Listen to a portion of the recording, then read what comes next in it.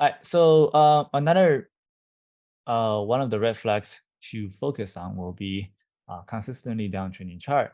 This is the one you shouldn't be trading at all. And I see a lot of people getting squeezed on the first green day, especially on the consistent downtrending chart.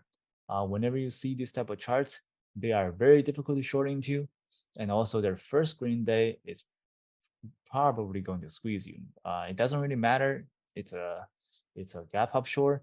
If it qualifies all of the gap up short criteria, it's still very difficult to go down, and the reward gets reduced pretty much 50%.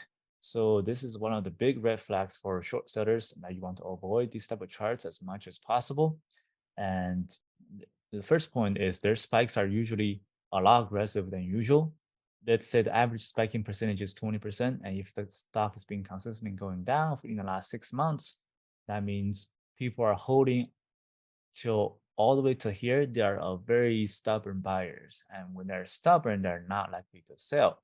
And when the stock tends to go up, and if stubborn buyers are holding, they're not selling, then the spikes are going to get more aggressive. So this is the difference between a flat chart compared with a consistently downtrending chart. And also, momentum are very difficult to shift in the first 2 days. So do not try to use the IPO chart that spikes for 2 days, go up 1,000%, and you think you can short into a consolidation. In a consistently downtrending chart, you do not want to get into that type of scenario, even though they went up 1,000% in the first 2 days with a consolidation, you still don't want to short into this type of charts because the winning percentage are very, very low. I personally tracked the consistently downtrending chart, especially on the short side. They do not work. On the long side, also don't work. So it's a bunch of weird squeezes and weird dumps, and it shakes people left and right. And it's pretty much lose and lose situations. So if you go long or short. And the third point is the longer it has been downtrending, the more aggressive the spike will be.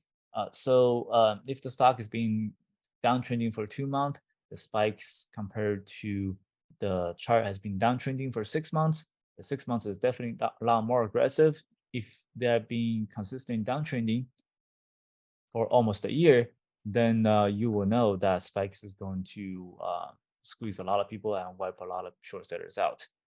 So always pay attention. I would definitely prefer long on the first green day, and once it starts to get choppy, exit. But I would go in really small. As I said, there's going to be a bunch of traps for longs and short as well. And sometimes you will run into a gap up short with consistently downtrending chart. It gap up short, there's a different scenarios. There's different variations of gap up short.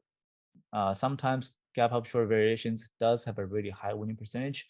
Remember, consistently downtrending chart will reduce gap up short winning percentage about 50%. So keep that in mind and avoid this type of chart as much as possible.